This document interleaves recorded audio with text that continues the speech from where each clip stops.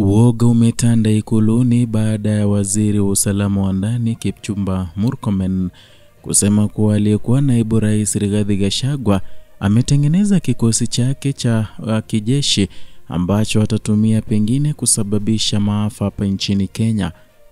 Ujambo na karibu.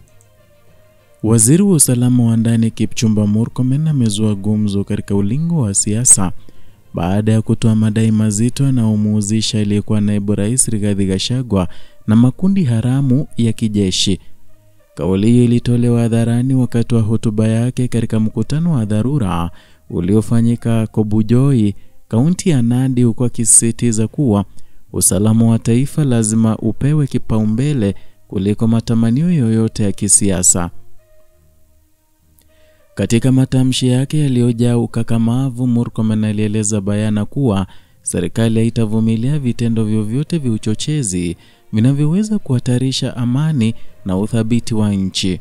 Ingawa hakumtaja Gachagua moja kwa moja mwanzoni, alielekeza lawama zake kwa viongozi wanaotoa matamshi ya kiholela kuhusu ghasia za baada ya uchaguzi wa mwaka wa 2007. Akidokeza kwa baadhi yao huenda wanahusishwa na kuendeleza makundi yasiyo halali. Madai haya yanakuja wakati ambapo taifa linakumbwa na hali tete usalama, ikiwemo mauaji ya kusikitisha ya kasisi mmoja katika eneo la bonde la Kerio ambalo limekuwa likishuhudia vurugu za mara kwa mara. Waziri Murkomen alisisitiza kuwa serikali imedhamiria kurejesha utulivu na usalama katika maeneo yote yenye migogoro.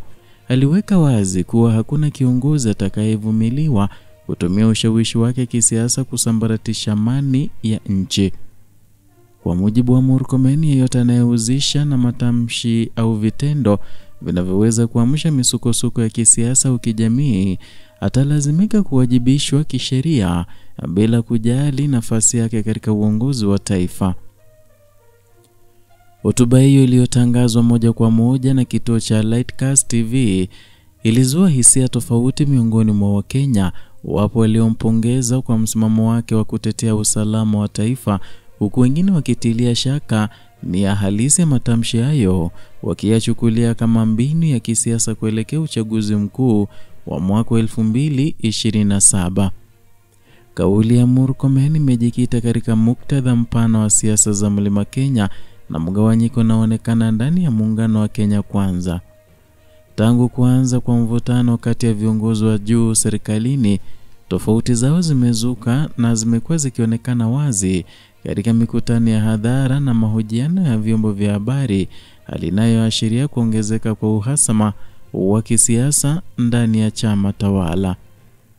Na katika mazingira haya, wito umetolewa kwa viongozi wote kuwa waangalifu na matamshi yao ya kuweka mbele maslahi ya taifa.